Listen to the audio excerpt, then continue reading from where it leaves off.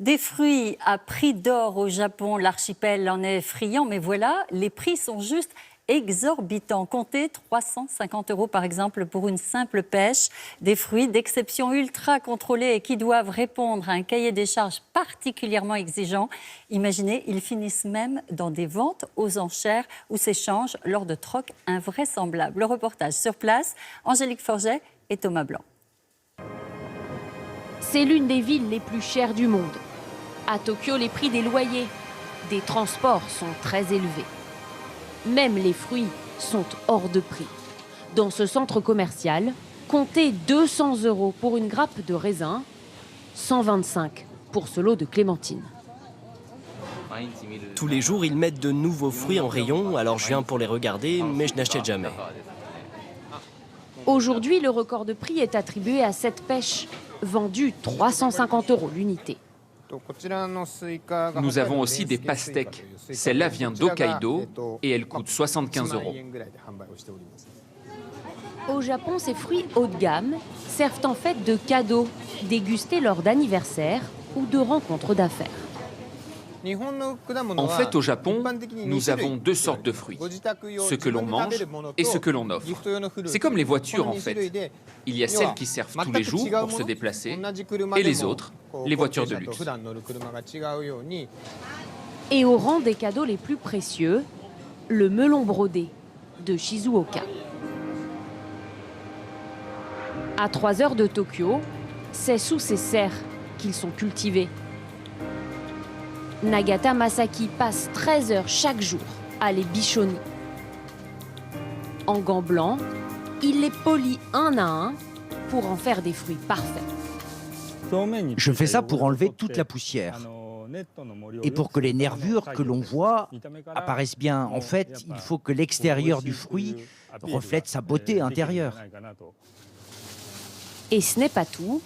En plus du polissage, chaque melon doit être protégé du soleil. On leur met un chapeau, car sinon, ils attraperaient des coups de soleil, comme moi.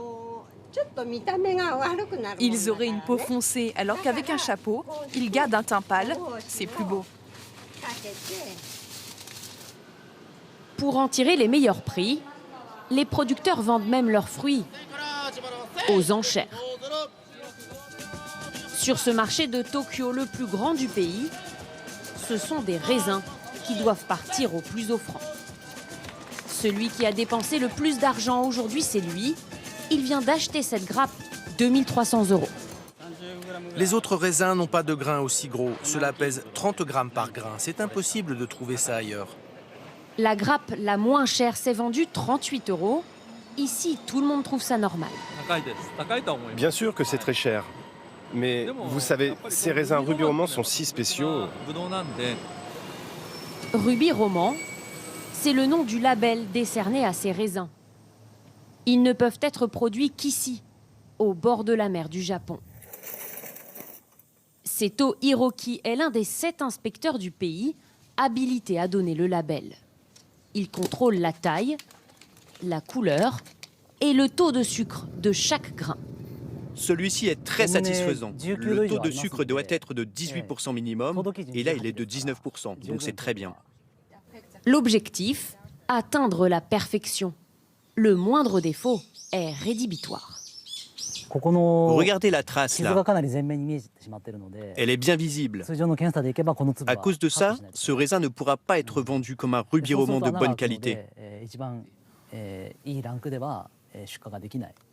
Les fruits qui ne passent pas le test sont utilisés pour des confitures ou dans des desserts.